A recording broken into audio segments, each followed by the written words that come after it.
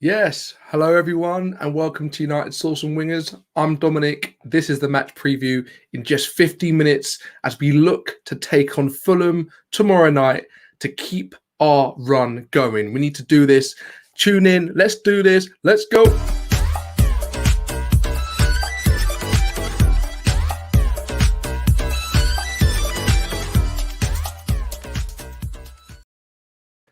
Hello, everyone. I hope everybody's doing good tonight or whenever you watch this tomorrow, or if you don't know.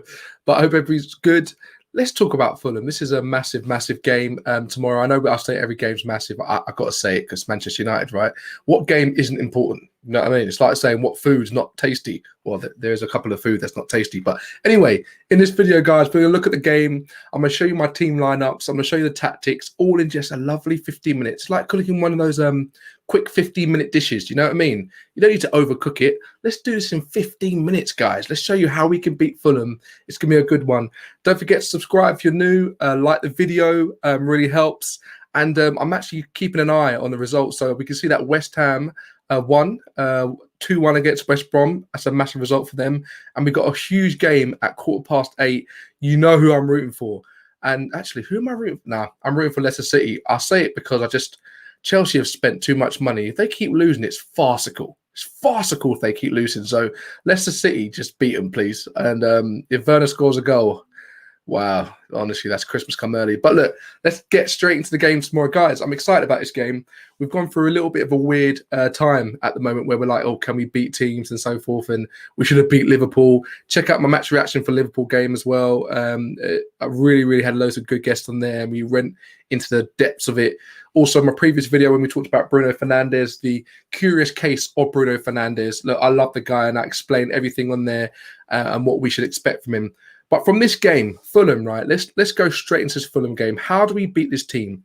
If we're looking at their form, they've drew, and lost. So they're coming on the back of being resilient. What this tells me is that they're hard to beat. If you come on the back of 5 draws and 1 loss in your last game, that's hard. That is very hard. Scott Parker, he's instilled this belief in his team, which is quite admirable. You can see that they don't want to lose. They've got a couple of good ballers.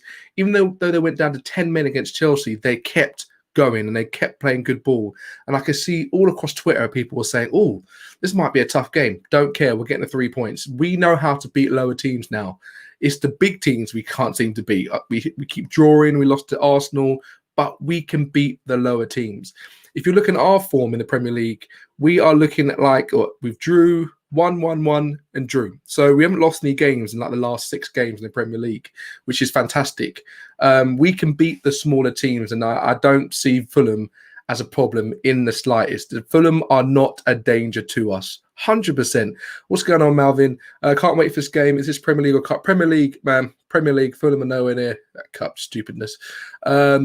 Fulham have drawn Spurs, Liverpool, and 1 Leicester City. I don't want to hear nothing about rotation.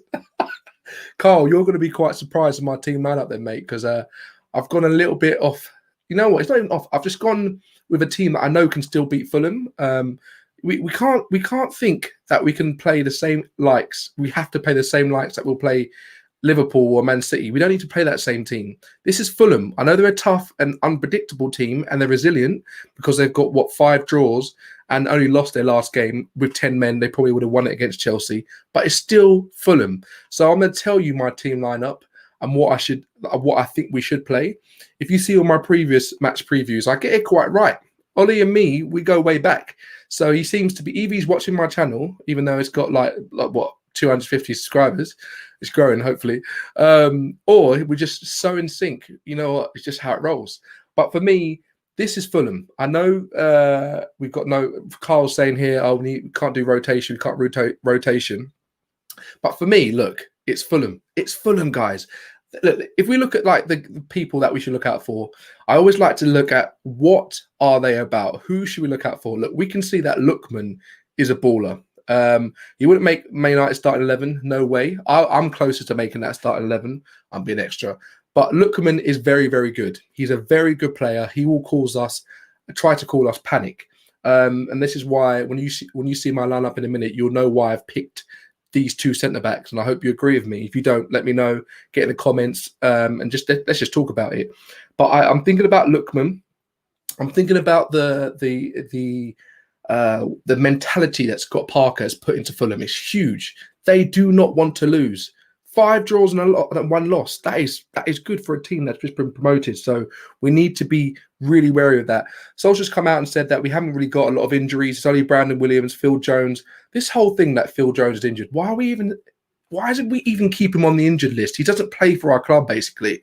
I wish him all the best, but why do we keep mentioning him on our injury list? It's ridiculous. But anyway, we've got a full team basically, and we can play, but we've got to be wary that we've got Liverpool coming up, and Solskjaer will not want to not field a good team for Liverpool. We know we want to field a good team for Liverpool, and we want to basically right the wrongs that we made and the mistakes for the last game. So what I'm going to do, guys, I'm going to get up my team selection because I'm really intrigued to get your thoughts on this. I'm sure some people will be like, what's this guy talking about? But I'm going to back it up, and I think it could work. So let me just show you my team. So this is my team starting 11. All right, let's just dissect this for a second. So we've got De Gea in goal. There's no need to bring in Henderson. I don't know what he's a very good goalkeeper. We've probably got the best combo in terms of goalkeepers in our squad I've ever seen. Like Romero was always a good number 2, but we've got 2 number 1s. Unbelievable, right? You've also got Tellez on the left. He hasn't played a lot of games, so we can definitely bring in Tellez to get some minutes in. This is Fulham again. I'm going to keep saying this is Fulham. Tellez is more than capable to play Fulham. Keep Shaw rested for that huge Liverpool game coming up. Maguire plays every single game. There's no point even trying to rotate him out. This is not a cup game. This is not the Carabao because we're not in it. Maguire is going to play every single game. The guy does it. Bailly, I'm bringing back Bailly, and now this is a situation where people might think, oh no, keep Bailly. I appreciate that. Thanks for joining, man. Rob Hodgeglow C1. Yeah, thank you for doing that. I'm thinking about Bailly, and the most important game for us in the Premier League is the next game. It's 100% the next game. So for me, I feel like we need to kind of play by for that pace that they will have, because if you see Fulham, they play fast. They play fast football. They try to get up the pitch. They try to play ball. I was watching them against Chelsea, and I was very impressed with the way they tried to get up the pitch really fast. And you'll see that tomorrow. They will attack us. They will not be afraid of us. They've got nothing to lose. They've got absolutely nothing to lose. If we look at the table right now, Fulham are let's have a look and see where Fulham are. Just to give you an idea of it, Fulham are in a relegation zone. There you go. They've got nothing to lose. They've literally come, see what you can do, and try and beat us. That's fine, but we'll win.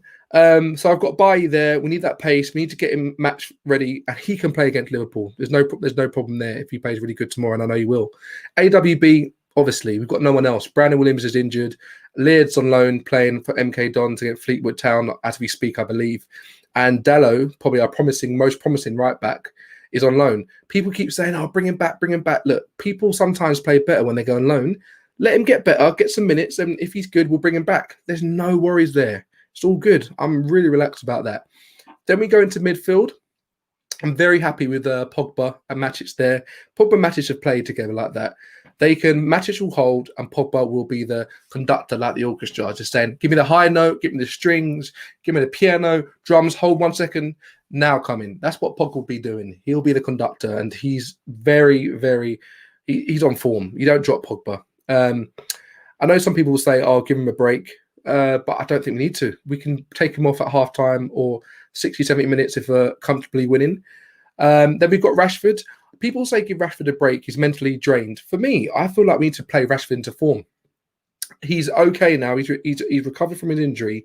I need him to go and play. Buggy Vibes is saying Axel could play right back. Yeah, he could.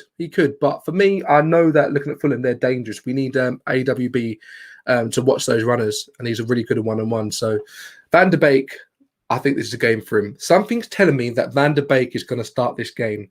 I don't know what it is. I feel like he's going to start, and I feel like he's earned. He didn't earn it, because no one can earn it unless you're actually playing every game and you're doing stupid numbers. No one's really doing stupid numbers at the moment apart from Bruno. But I feel like Bruno needs a rest. I feel like he's got something to silence the haters against Liverpool in the next game. He will play that game. And I think give him a rest. If we really desperately need him for the last half an hour, fine, bring him on. But give Bruno a rest, let him get his mind ready and prepare for that Liverpool game. He needs to talk back to Liverpool and say that, you know what, I didn't really turn up, but I'm going to turn up this game. Martial, keep playing him. We haven't got Diallo's not going to start. No one, Dan James, I don't see this game for him. He needs to work on his finishing and his IQ. This is not the game for him. We need to win this game, or all the chat that we've been talking about, title challenges, it goes straight out the window. And Greenwood. And the reason why I've chose Greenwood and not Cavani, because I think Carl's saying the Cavani disrespect, he's not a Gallo. There's no disrespect on Cavani. And let me explain to you why I've chosen Greenwood. Greenwood is a number 9. Throughout the whole of the youth, right? Throughout the whole of the youth, he's always played as a number 9. The guy cannot score a goal. He cannot score a goal. He comes on, and I'm thinking usually when Greenwood comes on, you know he's getting a shot off. You know he's testing the keeper. It's just not happening for the brother. And for me, it comes down to 2 reasons. It can even come down to 3. Greenwood is not playing in his right position, right? Some people will say that he's not an actually proper number 9. And Cavani is showing what a number 9 is by his movement, his heading ability, his spatial awareness, and his football IQ. But the thing about Greenwood is one of those young prodigies who just likes to score goals. If the front 3 behind him are not moving, not making space, not creating chances for him, he won't thrive like a Cavani would, with just feeding on scraps. Greenwood needs those opportunities. So if you've got people that we're playing with, Martial is a possession-based player, Van der Beek is a possession-based player, and so is Matic. Hopefully we're going to see more of the ball with this team that I've just said. I want us to keep the ball. I want us to have 60, 70% possession throughout the whole game. And if we have possession, that means that Van der Beek, who loves these little flicks, these little going through the nutmegs, these little dummies, Greenwood will get a chance. But Van der Beek, it's vital that for Greenwood to thrive, we need to play Van der Beek behind him. I don't think that Greenwood, in his current structure, will thrive with Bruno behind him. And let me explain why I said that. Bruno, we know, is one of those players who is so good at just changing the game. His assists is great and so forth like that. But when I think about Fulham, if they're sitting back, right, we're going to see Bruno trying to do these crazy passes. They might not come off and so forth like that. We need a little bit of football IQ and a little bit of a drop of the shoulder and a little bit of the class and silkiness that Van der Beek brings. It might be that Rashford goes down the line, he passes it into Van der Beek, and then Greenwood's behind Van der Beek. Van der Beek does a nice little dummy. It goes for his legs, and Greenwood's got that opportunity to score.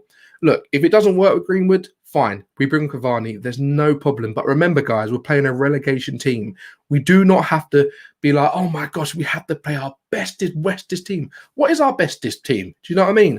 We've got such a good depth now, and we're building that depth that we can play people like this. So for me, get Greenwood on the pitch, get him minutes. If it doesn't work out, that's fine. Carl Lewis, shame, Dumbest. I hope that kills you. Donny ain't starting anytime soon.